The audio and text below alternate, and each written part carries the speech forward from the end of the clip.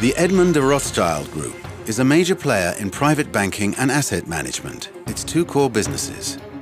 On the strength of its independence and familial character, the group continually strives to provide its private and institutional clients with tailor-made solutions. Resolutely specialist, it partners with them in the long-term management of their assets in keeping with its values of creativity, discretion and rigor.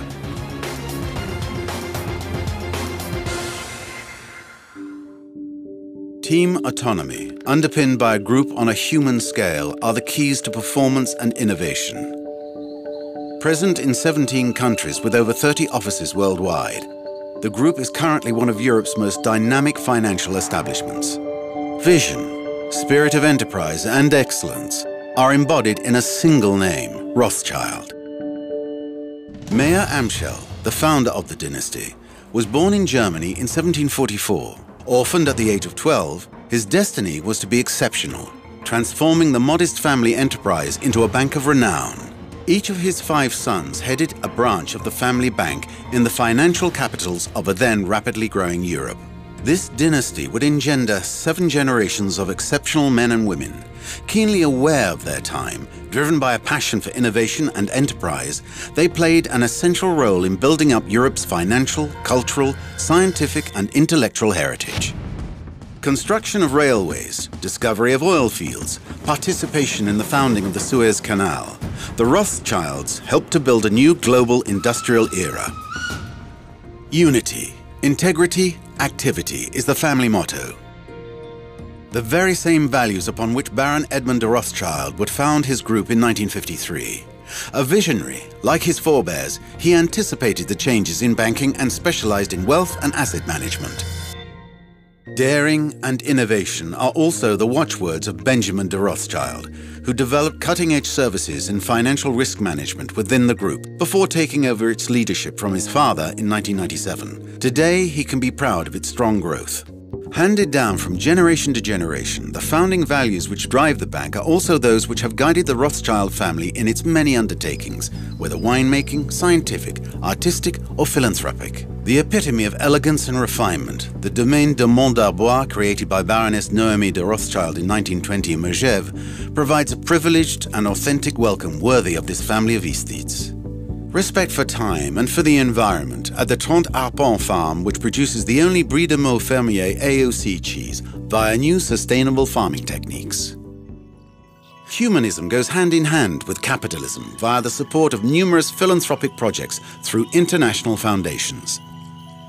Wine producing also embodies this blend of tradition and taste for enterprise.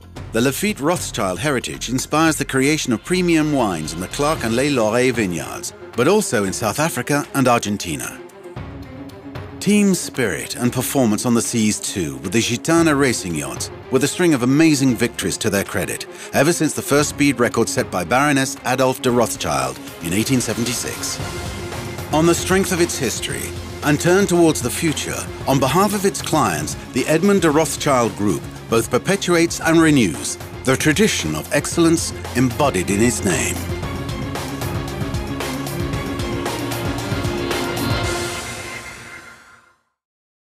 Good evening, Rowan. It's the 22nd of January 2017 and it's about 10:30. And obviously this is my usual Sunday evening video to reassure you I haven't been seducing any priests over the weekend, so you can relax. Because obviously I'm saving myself for my beloved, because he's so wonderful and we're made for each other, and we're soon going to be together on our bed of roses, having a really good time in each other's arms.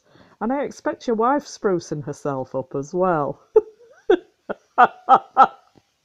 For her new Caribbean lover. That handsome, sexy, big rasta with gigantic feet. I bet she's really looking forward to that as well. It'll certainly put a smile on her face. Anyway, I thought we could have a talk this evening about a lecture that you gave in London to some young people, very young people. I think there were people who were still at school mainly. And this was at the beginning of 2014. And you've just seen a video about the Edmond de Rothschild Group, which is actually from their own YouTube channel. It's a promotional video of theirs.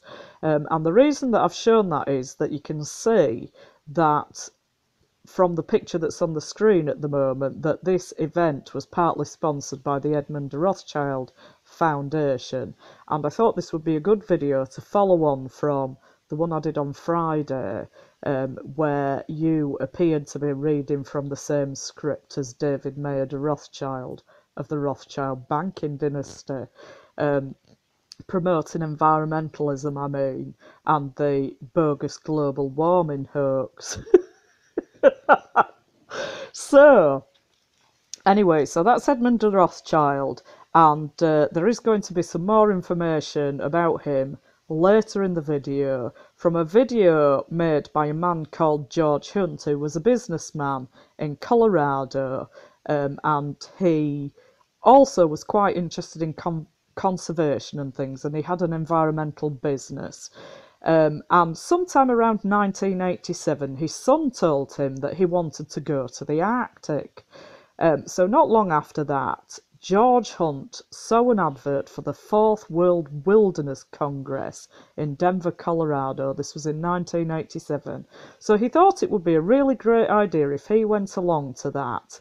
And he could make some business contacts and maybe find someone who'd be willing to give his son a job in the Arctic, and then his son could go to the Arctic. So that's what he did. He went along as a volunteer at this Congress, but he was quite surprised when he got there to find that this Congress wasn't populated with the kind of people he expected to find there, like your general conservationist type of person, that it was actually full of world bankers and the like. And so he took part in this Congress, and he realised the agenda behind this environmentalism, that it was a global takeover, and he made a video in 1992 to inform people about the Rio Summit, UN Climate Summit in 1992, and I'm showing some excerpts from this video later on, which also includes recordings of people speaking at this 1987 Congress that he went to, including Edmond de Rothschild, who was there. So this is why I'm mentioning George Hunt, and he gives some information about the globalist agenda and what constitutes it: collectivism, earth worship, environmentalism, world communism, a totalitarian state. This is it, really. And he explains this all in this video that he made in 1992, which I'm going to show some clips of later on. So the reason I'm mentioning this, not just because of the connection with Edmond de Rothschild of this, the Edmond de Rothschild Foundation at this event that you were speaking at, but also you're talking to very young people at this lecture, and you're trying to impress upon them globalist values. So I've put a few clips of things that you say where you're promoting these globalist values at this lecture, and I'm not going to go over it word for word like I usually do, but I am going to make some comments about some of the things that you say right now. So first of all, I want to talk about what you say about trust, because it's not just your political agenda, it's your personal insanity that draws comment. So here's what you say about trust. The basis of trusting someone else is some kind of recognition that the other person's presence and the other person's needs are real. And because God has put me in front of that reality, it requires work, patience, service, to build something together, because we trust we belong together. So first of all, Rowan, we don't belong together. You and I mean. There is no we, there is no you and I. It's all in your head. You live in a fantasy world. And I won't be servicing you either, if you get my drift. So zip your trousers up and fuck off. And then you say later on about trust, we mistrust one another because we think that someone else wants to be well off at my expense.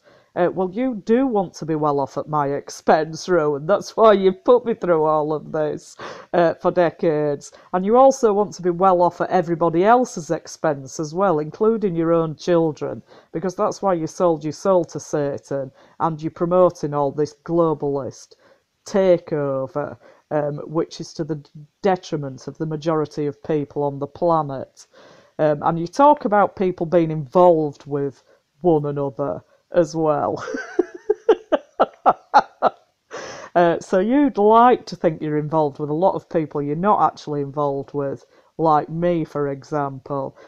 So the main globalist thing that you promote in this lecture, which is to a very diverse group of young people from different ethnicities and religions and so on, youth leaders, it says in the thing, in the show notes for this video, although you describe them as coming from schools.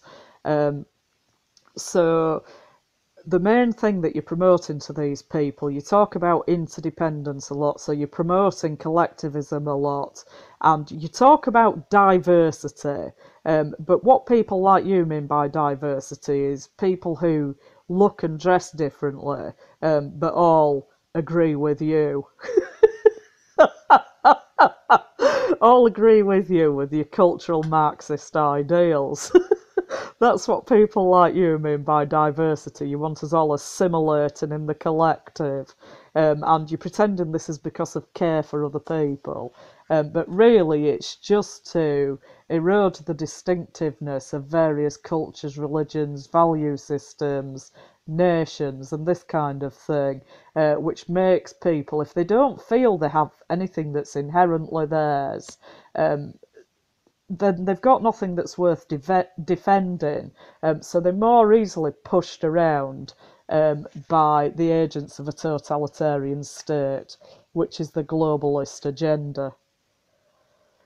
So another thing that you mention, George Hunt does mention collectivism, communism, environmentalism as being part of this world takeover, but he's speaking in 1992 in the clips I show, and he doesn't mention Islamic terrorism, which is also part of the globalist agenda, this fake Islamic terrorism, particularly so-called terrorist attacks in the West, which are often hoaxes anyway, and are all engineered by intelligence agencies. And, well, maybe some Muslims are employed by intelligence agencies, but they're not just some random group of terrorists blowing things up here and there. It's all a lot more coordinated and centrally controlled than that, by subversive agents in various nations. So he doesn't talk about this, but you do in this lecture to these young people. You talk about 9/11 again and tell them that you were there in Manhattan on the day. So you're promoting this lie again about this very significant terrorist attack. It was a terrorist attack, but it wasn't Muslims who did it. It was banking interests, intelligence agencies, and the United States government who did it. So you're perpetrating this lie again to these young people, which is another part of the globalist narrative. And then I just want to comment on a statement that you make where you actually slip up in what you're saying. And you say, of course life is dangerous, and there are people who may genuinely be threatened.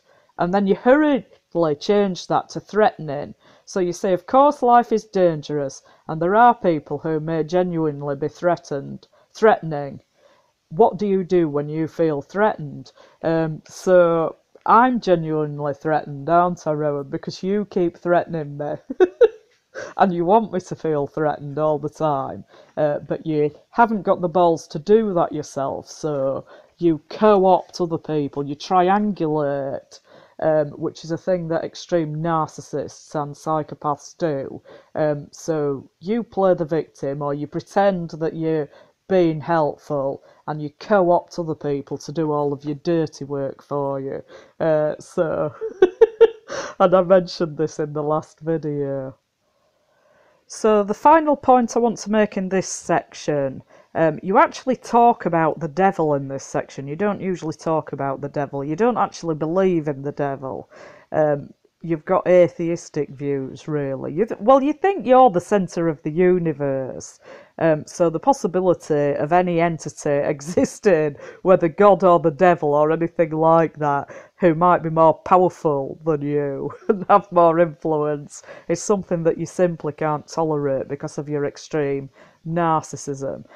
So I think you're being a bit patronising to these young people. I mean, you're patronising to everybody in that you tell them this story that you're a Christian and you believe Christian things. But you're particularly patronising to these young people because I think if you were talking to an older audience, you wouldn't talk about the devil. So it's almost like you're telling them a nursery story from your point of view. In talking about the devil, like this is the story for the children, but we grown-ups have more sophisticated views. Because if you were talking to a group in a church of adults or talking to other academics, you wouldn't be talking about the devil as if the devil were a being who existed, because you don't believe that. I know you don't believe a lot of things that you say, that you say you believe, like articles of faith in Christianity. You don't believe those, you're just pretending. But you tend to present Christian beliefs, or a type of Christian belief that you think is more sophisticated and more intelligent than the one that you're presenting to these young people. So I just want to comment on what you say here, which is a bit of a longer section. So you say, and although there will be rather different views in this church tonight about who exactly the devil is and what he gets up to, one thing I can guarantee that the devil always loves to do is to make us deny reality. Well, he's doing a good job in your case then, isn't it? Because you're completely out of touch with reality. Because the devil is, we Christians say, the father of lies. Well, that's true. Jesus said that, called the devil the father of lies, but he was talking to some corrupt religious leaders, and he said they were like their father the devil, who was the father of lies. So he could have been talking about you, couldn't he? Because you lie all the time, and the whole basis of your being is a lie. You're not even who you say you are. So you then say, the devil is always at work in trying to persuade us not to see what's in front of our own noses. And as I say, however, exactly, you understand the devil. That power in the universe, always trying to make us ignore reality, that's one of the most powerful and poisonous things we can experience, and there's a lot of it around. Our spiritual health begins when we're realistic and we don't take refuge in the fantasy worlds that the powers of evil try to put in front of us. So you're actually talking about yourself then. So if this is what the devil does, and yeah, I would agree with that, except you don't believe this. So I would agree that the devil is the father of lies and behaves in this very deceitful way. But he seems to have done a good job with you, doesn't he? Because you live in a complete fantasy world and you ignore reality, which you say that's one of the most powerful and poisonous things we can experience. So you're truly poisoned, then, aren't you, in that case? Our spiritual health begins when we're realistic and we don't take refuge in the fantasy worlds that the powers of evil try to put in front of us. So you're very sick then, aren't you? You've got no spiritual health, if that is the case. And these are the words that are coming out of your mouth. So you've defined yourself as diseased and being controlled by the devil here in what you've said. Although I realise that you don't really believe in the devil. But it's quite ironic, really, because you are controlled by the devil. Having previously sold your soul to him to get where you are today. Fourth World Congress meeting in 1987, some other bad remarks about common people were made. I'm going to play them for you now. For instance, here is David Lang, a Montreal international investment banker, one of their pack. decreeing that these environment and economic activities of the world order not be shared with the public. He calls us cannon fodder. Listen to this. I suggest, therefore, that this be solved not through a democratic process. That would take too long and devour far too much of the funds to educate the cannon fodder, unfortunately, which populates the earth. We have to take almost an elitist program that we can see beyond our swollen bellies and look to the future in time frames and in results which are not easily understood or which can be, with intellectual honesty, be reduced down to some kind of simplistic definition. Does it make you feel uncomfortable that the arrogant rich are close to complete rule over the United States, Canada, and other countries? Here's more. The decrees leading to the Earth Summit were dictated without debate or opportunity for dissent. The treaties the world order once signed at UNCED will supersede national laws. Yet I saw the major decrees at the Fourth World Congress dictated into existence by Edmond de Rothschild. You can hear it too. Listen to him dictate. Rothschild got these major decrees into the United Nations resolutions without debate or challenge. But perhaps this conference might like to think more about the Marshall Plan, which had been mooted and put forward very tentatively at the Denver conference. And perhaps this might be the keynote of what you have heard today and what perhaps you might like in some perhaps amended form to have put forward. At this conference, recognizing the needs to protect our ecological and environmental heritage within the concept of the World Wilderness Congress, World Wildlife Fund, and all other bodies involved in the preservation of life on our planet, asked the Prime Minister of Norway, Right Honourable the Gro Harlem Brundtland, as one of the world's leaders of a greatly respected community, to be the promoter of this International Conservation Bank. By her Brundtland report, which has been widely circulated to world leaders, she could follow up this report with the recommendations to promote a second Marshall Plan, the third world debt relief, and finance for a stable development.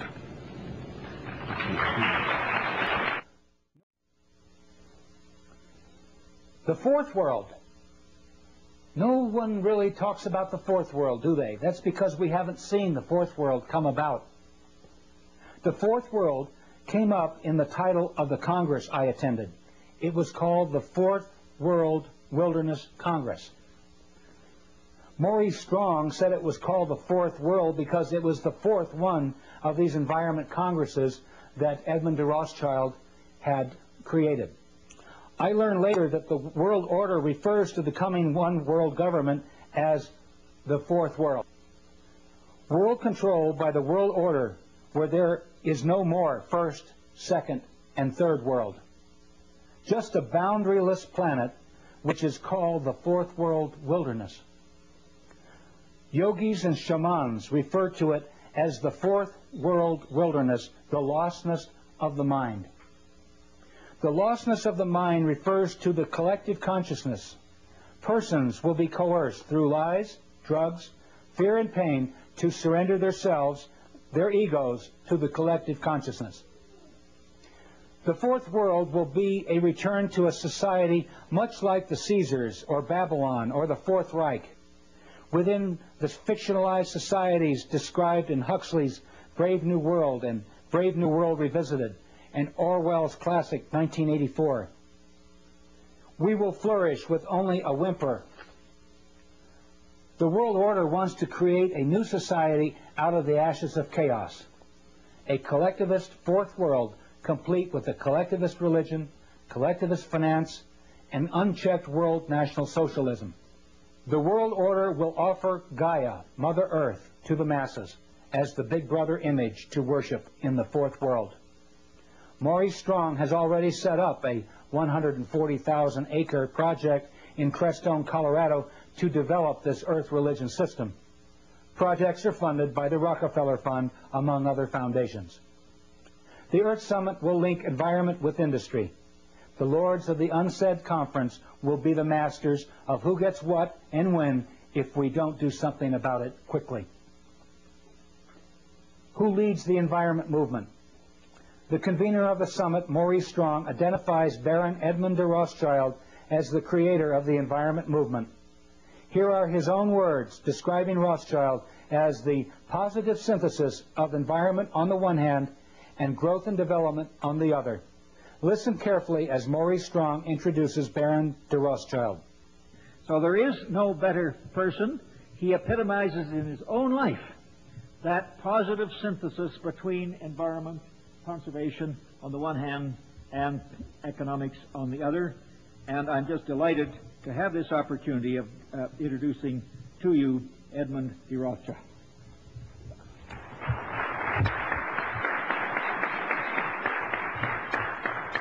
Maurice, thank you very much indeed for all that you've said, and I would ask the audience to take with a slight grain of salt all that he has said about me.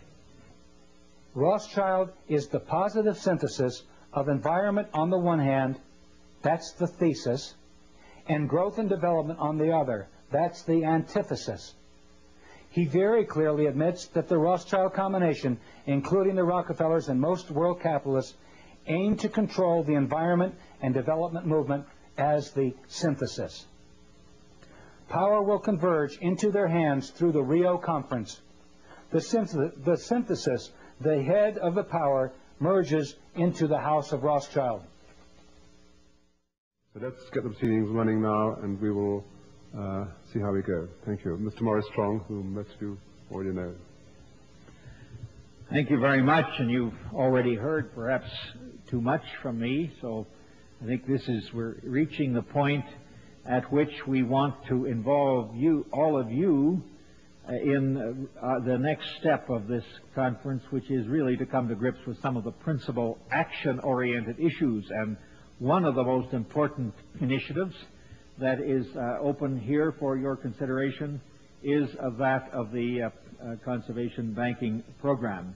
As we mentioned this morning, we have as our chairman, fortunately, the person who really is the source of this very significant concept. He is one of the trustees of the International Wilderness Foundation, which sponsored this meeting. He was at the first of these congresses.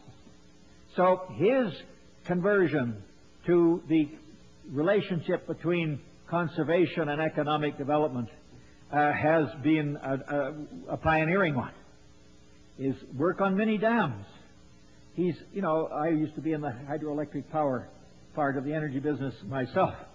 Many of the energy developments that we've seen have come from his early anticipation of our energy needs and his early work in supporting pioneering initiatives to deal with these needs. So there is no better person. He epitomizes in his own life that positive synthesis between environment, conservation on the one hand, and economics on the other. And I'm just delighted to have this opportunity of introducing to you Edmond de Rothschild.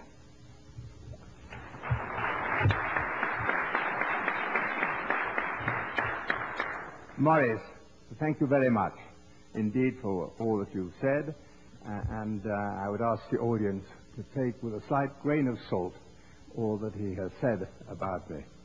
And I want to start there a little bit of my talk to you on a somewhat different vein. You see, in order to further the ideals of the world wilderness concept and to prevent the concept and this concept just to remain an ideal, it is of paramount importance to find ways and means of finding and promoting its rationale. There are these ways and means of putting this concept into effect and overcoming or minimizing some of the problems set out by the speakers in this Congress, such as pollution, prevention of acid rain, waste disposal. There are alternative methods and harmless alternative methods for energy, and they're available.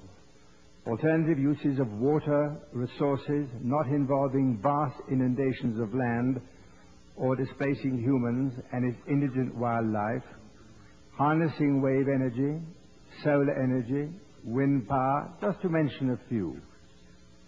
To overcome the chilling, doom-laden prognostications of Dr. Irving Mintzer's greenhouse effect, perhaps it could be possible to utilize CO2, carbon dioxide, one of its main causes, to manufacture dry ice, to maintain the polar caps and the actual temperature of the ice there, and maintain their present temperature.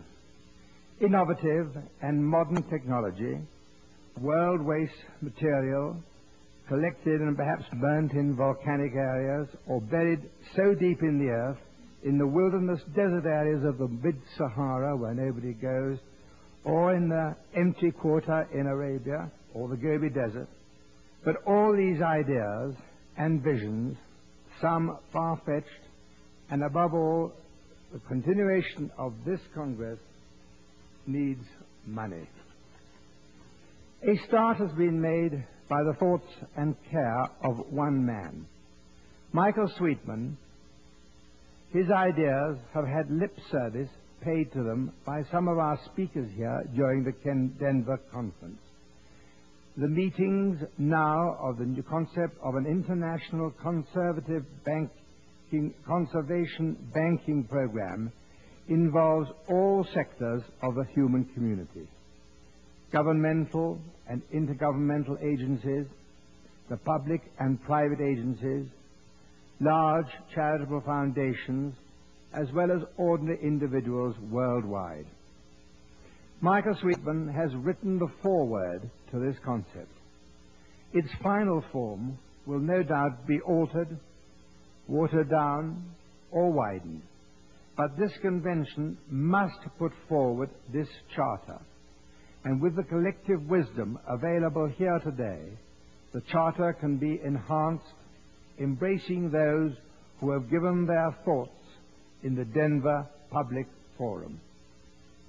By thinking forward as to how to reach out to the public at large, to every corporate entity throughout the world, to put aside, hopefully tax-free, a part of their profits to fund our ecological and environmental protection.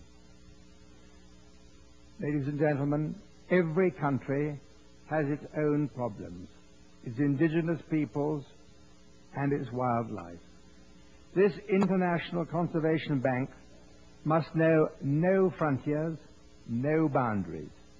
Its funds must be used constructively and not to be challenged into greedy hands or weapons of destruction.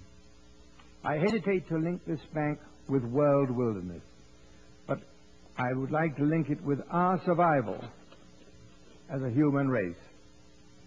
This, our generation, must not be cursed by our descendants, if we have any, as to the greatest destructors and squanderers of the world's resources.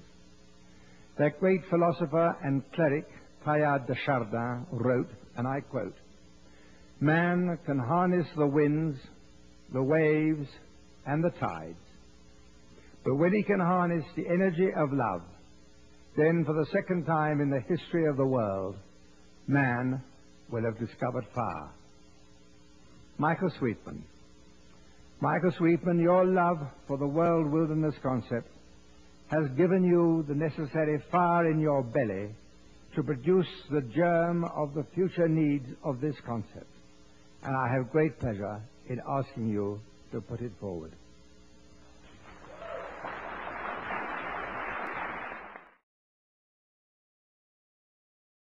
Well, good evening, everyone, and thank you very much indeed for taking the time to join in this discussion this evening. It's a real delight that so many schools have decided to join in. It's wonderful to have the opportunity of sharing perspectives, as we shall this evening, on three very important words and ideas. The city, for a start, trust, and this rather complicated and difficult word, spirituality.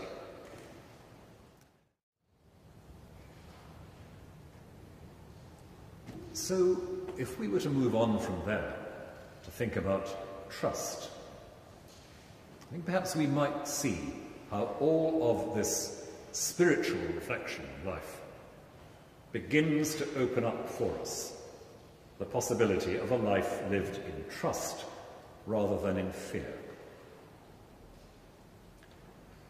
The basis of trusting someone else isn't necessarily that we like them, or we agree with them, not even that we empathize with them in some way. The basis of trust is some kind of recognition that the other person's presence and the other person's needs are real. And because God has put me in front of that reality, it requires work, patience, service to build something together, because we trust that we belong together. However different we are, however diverse our needs and our backgrounds, we're given the strength to trust that we belong together. That therefore, in some sense, what's good for me and people like me is bound up with what's good for you and people like you, or them and people like them. And so, trust begins, I think, in a confidence that the human world can belong together, that human needs and human concerns can converge instead of pulling apart all the time. And as we recognize the basis for that kind of trust, then we also learn to trust one another in the work that goes towards it. Once again, in Christian tradition, we talk, and we find the language in Christian scripture, we talk about interdependence, not just connection, but really depending on each other. So that again, St. Paul can say, if any one part of the body, the community, suffers, everybody suffers. If one part is fulfilled, that has implications for everyone. So my wealth, comfort, prosperity is there so that you will have wealth, comfort and prosperity. And your poverty, your need, is my problem and my poverty. We depend on one another. We don't become fully human without each other. And for me, that's very near the heart of what Christian teaching affirms. And again, there are other ways of approaching that in other traditions. But that, for me, is where the real energy, the real vision of Christian service comes from. That's part of what makes trust possible. We mistrust one another most often, don't we? Because we suspect that somebody else wants to be well off at my expense. We mistrust somebody else when we think that for them to succeed must mean for me to fail. We live at the moment in a society where there's a huge amount of mistrust, because a lot of people near the bottom of society don't believe that those on top of society have their interests at heart. And they're not entirely wrong about that. We live in a culture where it's very easy for people to think it's a zero-sum game. One person's success is another person's failure. And so we are a very mistrustful society. We think that somebody is always after what belongs to us, that sharing makes us weaker. A trustful society is one in which we believe that sharing makes us stronger.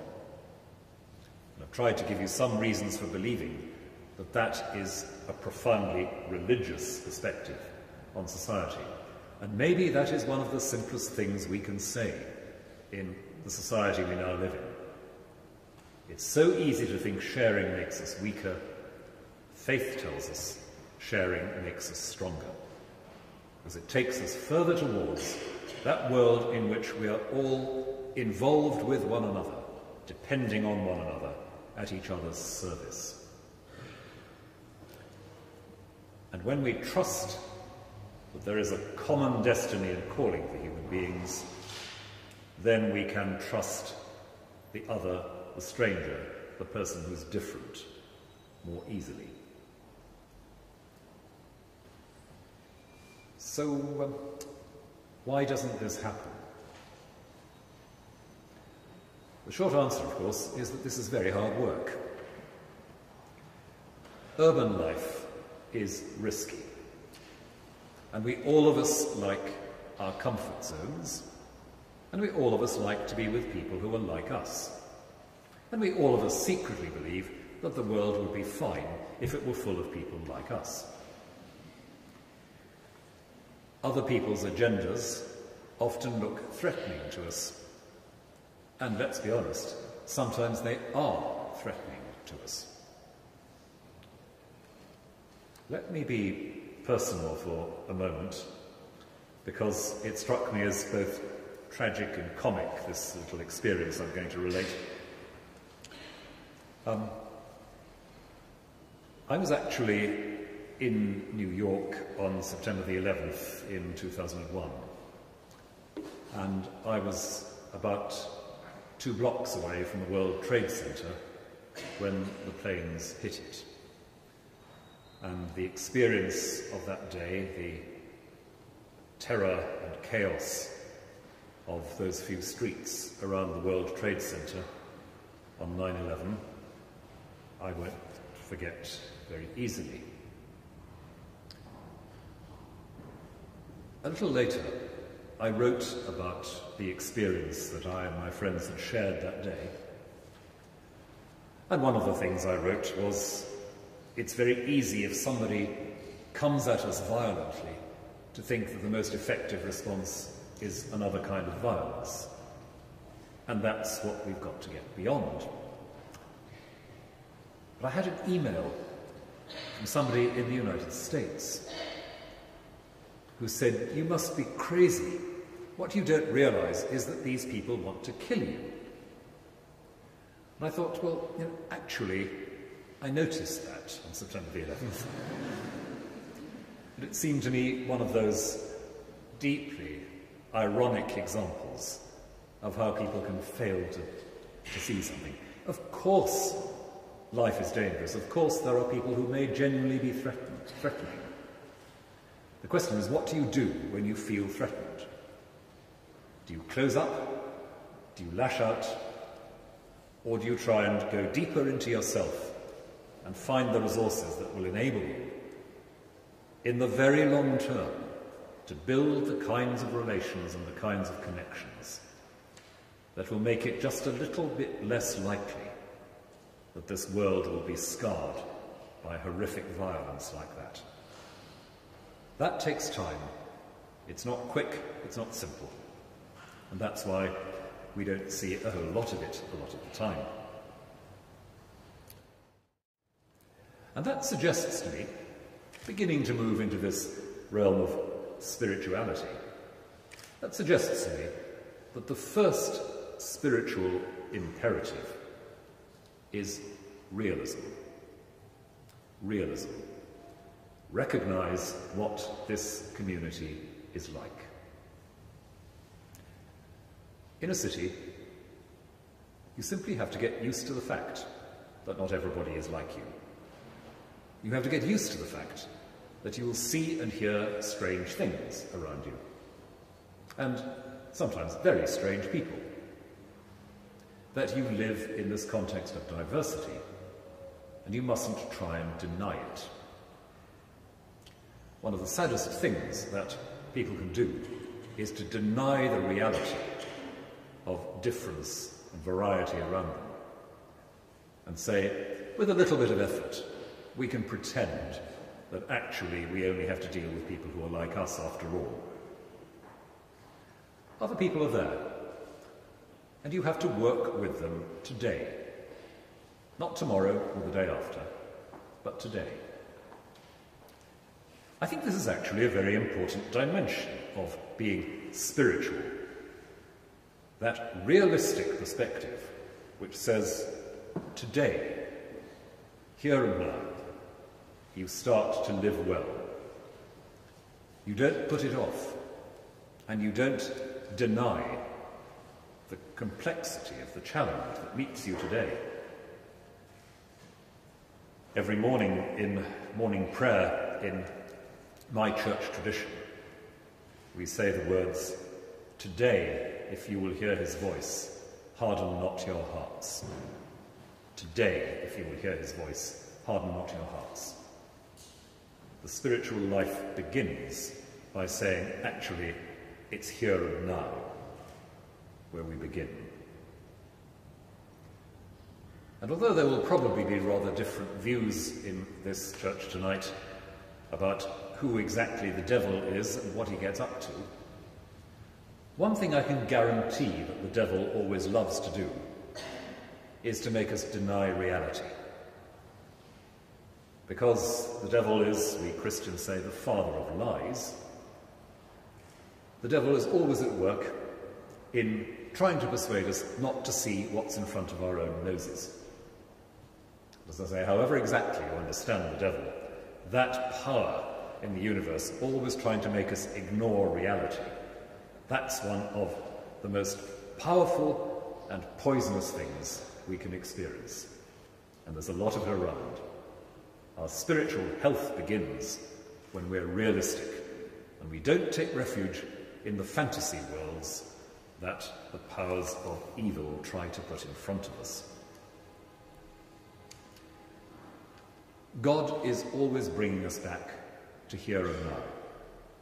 And if here and now is an urban community full of diverse experience, diverse culture, diverse hopes, that's where we begin.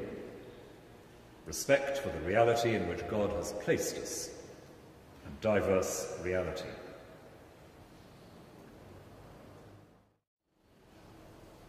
And we pray also for our eyes to be opened to our connectedness, so that when we encounter another human being, our thought, our sensation is, here is someone whose destiny is bound up with mine.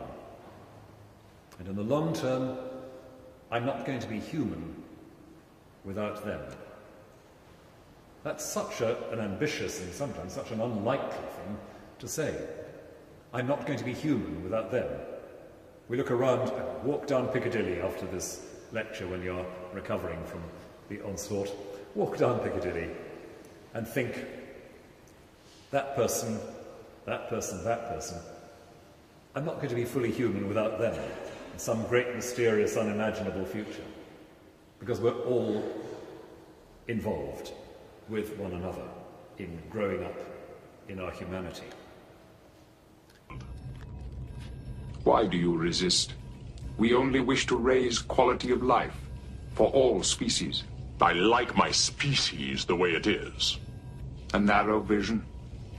You will become one with the Borg. You will all become one with the Borg. So I'm now going to talk about a response you give to a question in the question and answer session, where someone asks you a question not about the environment and you bring up climate change, by which I mean the global warming hoax. So you're promoting that part of the globalist agenda once again. And then you also go on to misquote Martin Luther, the Protestant reformer, I mean, not Martin Luther King, the Protestant reformer of the 16th century.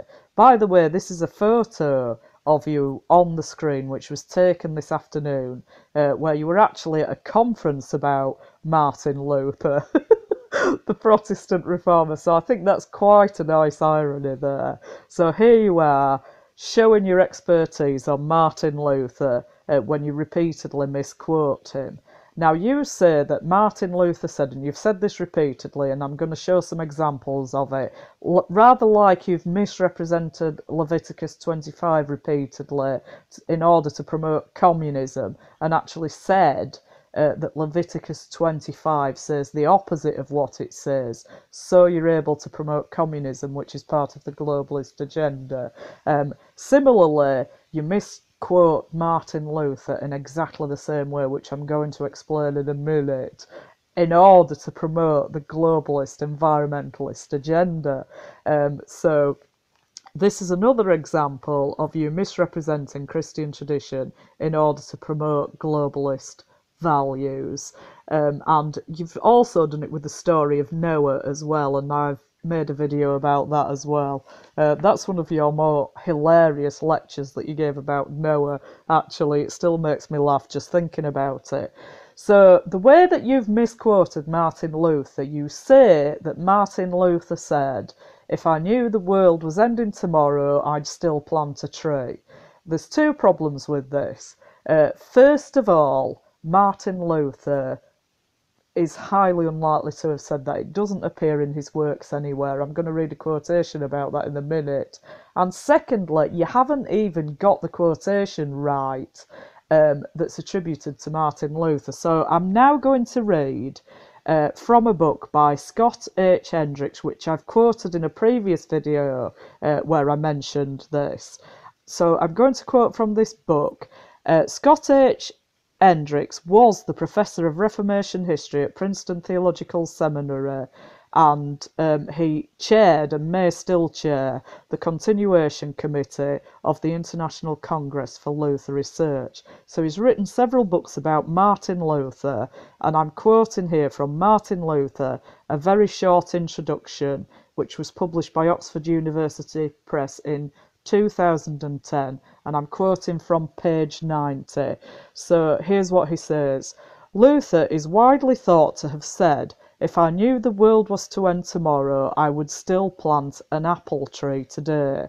So far, however, this statement has not been found in his writings. Scholars believe it originated in the German Confessing Church, which used it to inspire hope and perseverance during its opposition to the Nazi dictatorship.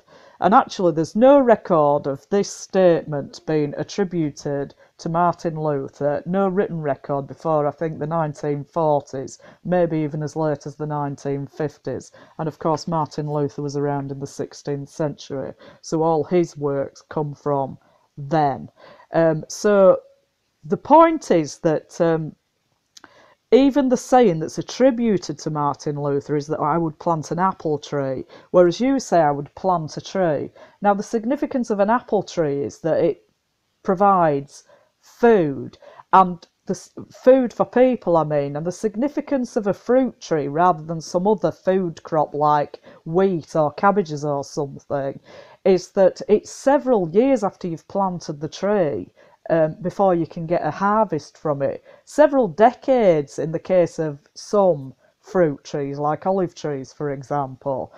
So if you're planting fruit trees, that means that you're confident in your land, that your land's not going to be taken away from you, war's not going to break out, you're living in a situation of peace on your own land, and you can plan for the future because you can plant a tree where you're not even going to get a harvest for several years at least.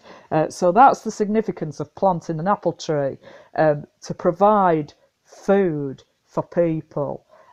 You've said to plant a tree. Well, this has all got to do with this global warming hoax, really, hasn't it? That carbon dioxide is polluting the atmosphere, even though it's a natural gas in the atmosphere. It's only 0.4% of the atmosphere, and it's not a pollutant, and plants breathe it, and it's necessary for life on Earth. So environmentalists, I'm not saying that planting trees is a bad thing, it's a good thing planting trees, but you've misrepresented this part of Christian tradition in order to promote environmentalism, because apple trees are planted to provide food, not to remove carbon dioxide from the atmosphere or for any other environmentalist purpose. So I'm going to play the clips of you saying that right now. But don't forget to be alert, because I will be turning up to make a citizen's arrest.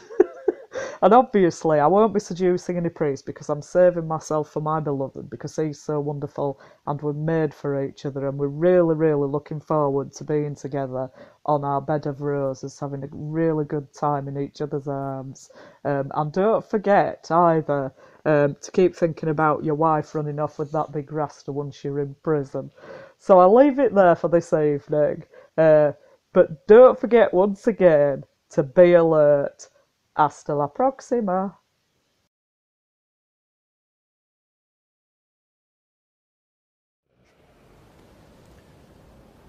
But you talked about embracing the now, but many of the issues of society have long-term causes and long-term solutions. So how do you reconcile these competing timelines? That's a most interesting point, and you put your finger on something that's crucial here. When I talk about trying to relate to the here and now, I hope that doesn't mean that we stop thinking about the long term. What I'm suggesting is we oppose living in the here and now to living in the world of fantasy. But living properly in the here and now is our best way, of course, of tackling the long term. Take issues around climate and environment, the great long-term crisis in a way. I think we begin to respond adequately to that when we recognise that in the here and now we are seeing already signs that many people want to ignore. And again, we ask for our eyes to be open to see more clearly what's going on here and now, so that we respond more adequately tomorrow and the day after. But sometimes, there is a way of saying, well, the problems are so big and so long-term that I won't bother about doing anything today. I'll just think of the long-term, the big picture. And that's another temptation. So long-term effectiveness begins in here and now attention. And I often quote here something that was said by the Christian reformer Martin Luther. He said, "If I knew the world was going to end tomorrow, I would plant a tree." That sounds absurd, but I think what he meant was, planting trees is a good thing. And if it's a good thing, it's a good thing, even if the world's going to end tomorrow. And that's I think, a good sense of the here and now. And this is one of my favourite quotes. What I think Martin Luther meant when he said, "If I knew the world would end tomorrow, I would plant a tree." Meaning, I take it, tree planting is just one of those things that is right to do in and of wise itself. Human beings do. Yes. And I've quoted, I don't know how many times, that great saying ascribed to Martin Luther, "If I knew the world would end tomorrow, I would plant a tree." Some things are just good to do, because that is how God wants us to live and how God wants us to tread on the earth.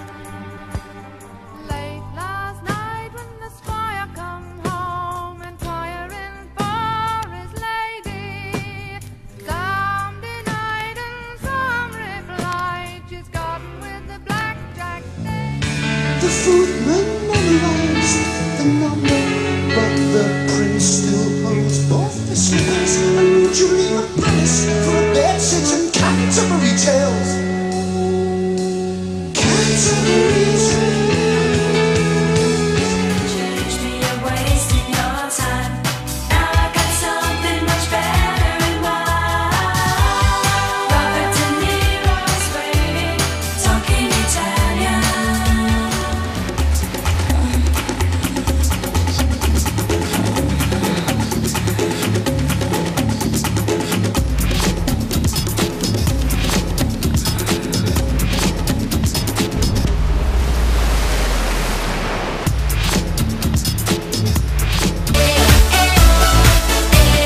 That's why Catholics have the best sex.